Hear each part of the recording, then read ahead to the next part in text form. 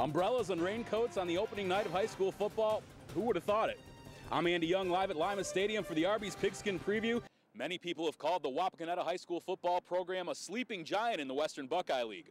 Well, Coach Fry hopes he's the alarm clock that can wake the Redskins up. And I'm Andy Young, live at the OSU Lima Spring for Scholarships dinner with a special guest tonight, former Ohio State basketball great Clark Kellogg in the house. Welcome to Week 9 of football Friday night. Andy Young here alongside Chaba Sukos as we begin to crown those conference champs on the push to the playoffs. A battle of state-ranked powers in the Blanchard Valley Conference. 8-0 Liberty Benton on the road against 7-1 Leipzig, both undefeated in conference play. Winner earns a share of the BVC title. First quarter, LB punting. Snap is low. Leipzig all over it. Vikings take over at the 30-yard line of Liberty Benton. Then they give the ball to Brady Schrader. He punches it in from just a few yards out as Leipzig opens up a quick 7-0 lead. Ensuing possession for the Eagles. They go to the air. Not a good idea. Mitch Linhart's pass picked off by Nate Newman. A couple plays later, they give it right back, though, to the Vikings. This time it's Dakota Conkle intercepting Zach Kuhlman. Second quarter now. Score still 7-0. Kuhlman dialing up long distance. Beautiful pass here to Eric Schrader. Pretty. Vikings go up 13-0, and they claim their share of the BVC crown as they whitewash Liberty Benton. 27-0 the final. It's tournament time on the high school volleyball court. Salina wrapped up its 24th Western Buckeye League title last week. Now the Lady Bulldogs turn their attention to another long run in the postseason.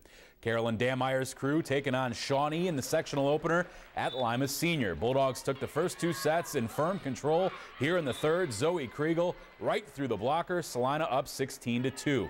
Shawnee trying to get something going, set it up for Shea Wilkerson off the fingertips and down for the kill. But way too much from the WBL champs on this night on match point. Shawnee unable to send it back over as Salina cruises to a 3-set victory. Bulldogs take on the winner of the nightcap from Lima Senior, Van Wert and Elida. Good first set. Bulldogs with the lead, adding to it. Aubrey Williams on the kill. Elida up 21-16. Van Wert fighting back, though. They go to Maggie Almendinger, the junior, delivering on the kill. A couple points later, it's back to Ms. Almendinger, and she slams it home with some power.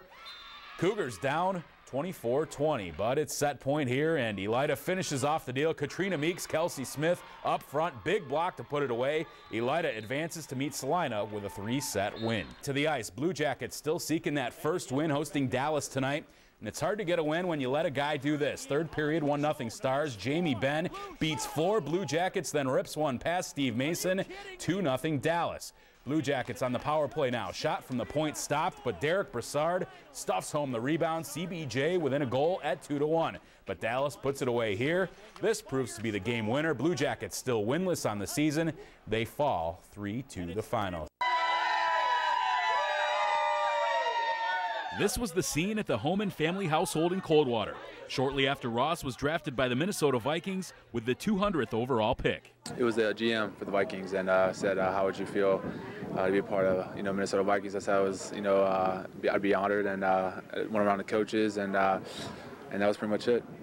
What was the feeling like when you finally got that call? It was all the stress was off my shoulders, and finally time to enjoy it. The outside linebacker becomes the first ever NFL player from Coldwater. Going to the Vikings means he'll be coached by some iconic figures. Oh man, it's a great organization, great coaches. The D coordinator was at OSU defensive coordinator, legend, Budrick, and Mike Singletary is a linebacker coach. So I mean, that name speaks for itself. So I'm just honored to learn under him.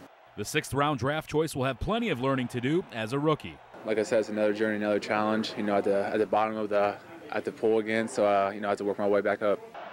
He's chomping at the bit to get his professional career started. But with the uncertainty of the NFL lockout, he knows that might not be for some time. Because you want to get to work right away, but you really can't. You have no say in it. So the only thing I can do is go back to Columbus and work out there. But one thing is for sure. Homans realized a dream that so few have a chance to do. It's a dream come true, and looking forward to it. From Friday nights here at Cavalier Stadium to Saturday afternoons at the Horseshoe, and now Sundays at the Metrodome. Ross Homan's football journey is only just beginning. In Coldwater, Andy Young, your News Now Sports.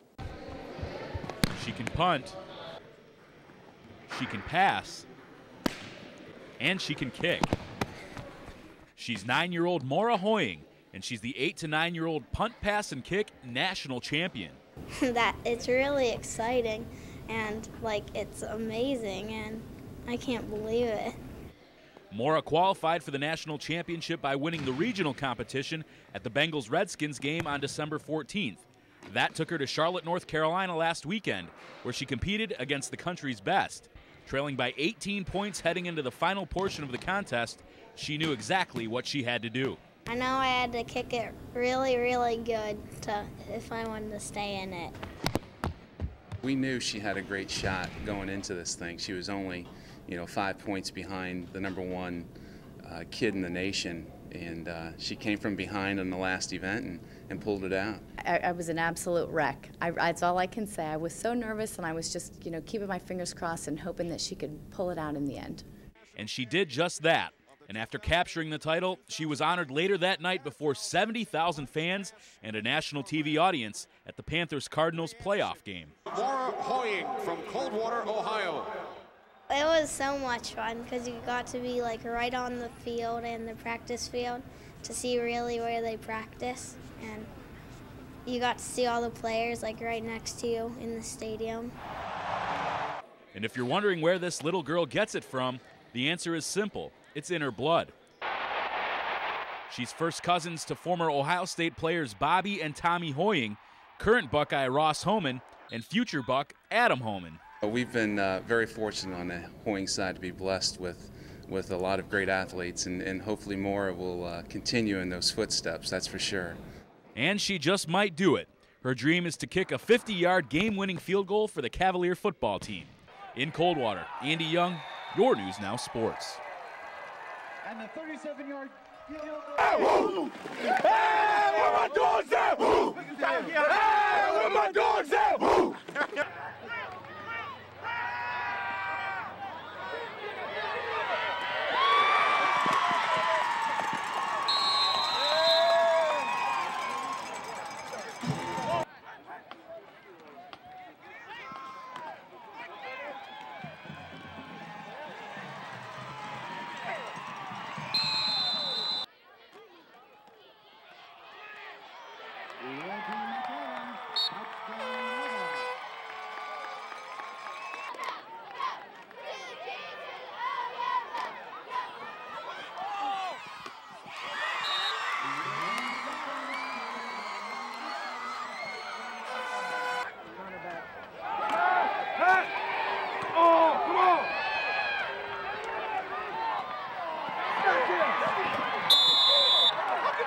Allen's pass is